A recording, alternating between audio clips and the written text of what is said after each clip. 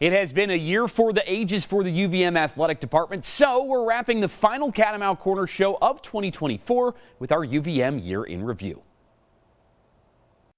To start things off, we've got to go way back to last winter. The UVM women's hockey team found their stride in February after a rough January, only dropping one of their last 8 regular season games. However, the Cats were unable to solve UNH in the conference quarterfinals, bowing out with a 3-0 defeat.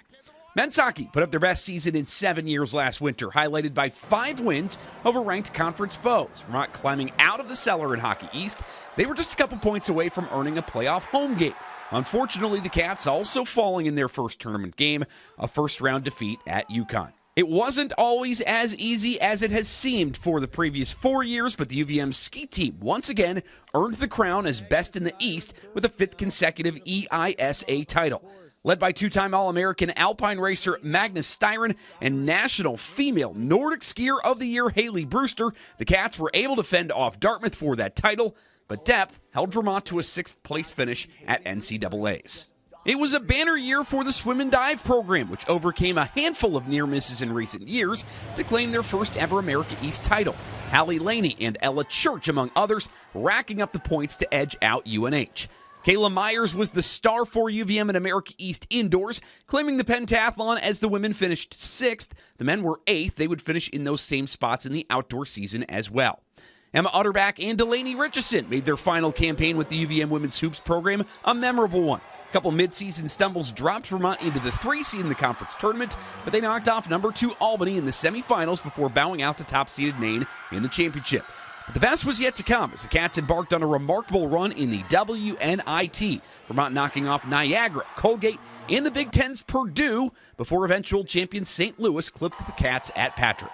The UVM men made it 3 straight years with a conference crown and a trip to the NCAA tournament. Bolstered by transfers TJ Long and Shamir Bogues, the Cats fended off all comers in America East. They dropped just 1 league game all year. Albany, UNH, and Lowell all threatened in the America East tournament, but Vermont got the job done with a total margin of just 15 points across the 3 games. UVM drew a 13 seed in the bluest of blue bloods in the first round of the NCAA tournament in Brooklyn, eventually bowing out after a hard-fought battle against Duke. The Cats went back outside after a cold winter with varying degrees of success. The women's lacrosse team was strong in the non-con, but unable to find much success in conference play, missing the America East tournament for the first time since 2019. The bright spot was grad midfielder Ava Vassell, who broke the program records for both goals and points in a career. The Vermont men had to navigate an absolutely brutal non-con slate with 5 of their first 6 opponents at least receiving votes in the national polls. Cats earned probably their biggest win of the regular season in a 13-12 nail-biter at UMass, with eventual 3rd-team All-American Charlie Pope leading the charge. UVM earned the 2 seed in the America East tournament by edging UMBC on senior day, then came from behind to beat the Retrievers again in the America East semifinals. But the Cats would fall 1 goal short in the America East Championship, seeing their season ended by Albany for the 2nd straight year. As the students returned to campus in the fall, the cross-country team, they got to host 3 meets at Hardhack, including the America East Championships in November. They would end up sending 14 runners to NCAA regionals. The women's soccer team had its ups and downs, but the Cats did post their 3rd winning season in 4 years. Bailey Ayer was the star, 12 goals and 28 points, putting her 2nd and 3rd respectively for a single season in program history. She was also named America East Midfielder of the Year. UVM held Binghamton scoreless in the America East quarterfinals, but bowed out in penalties. The field hockey team said all season that their goal was to win the America East title, and after a tough start to the year, the Cats put their money where their mouths were. Led by America East Defender of the Year Sophia Dries, UVM earned the 4 seed in the conference tournament and won their first ever playoff game, downing Lowell in the quarters.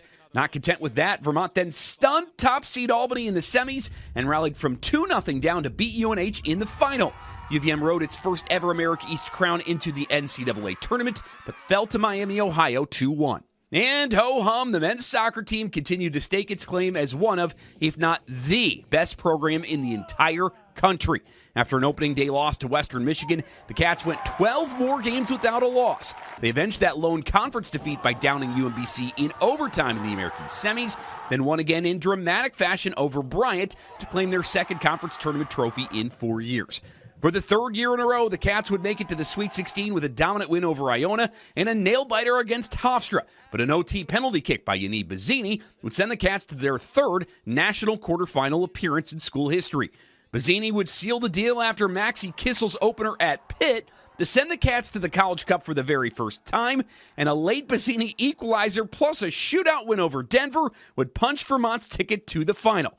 There, the Cats would play up their dramatics once again. UVM fell behind in the 67th minute, but with less than 10 to play, Marcel Papp found an equalizer to forced overtime. And in that frame, the pace of Maxi Kissel would seal the deal on the program's first ever national title. An epic year for UVM sports in general, but the way men's soccer closed it out, 2024 is going to be hard to ever top here in Catamount Country.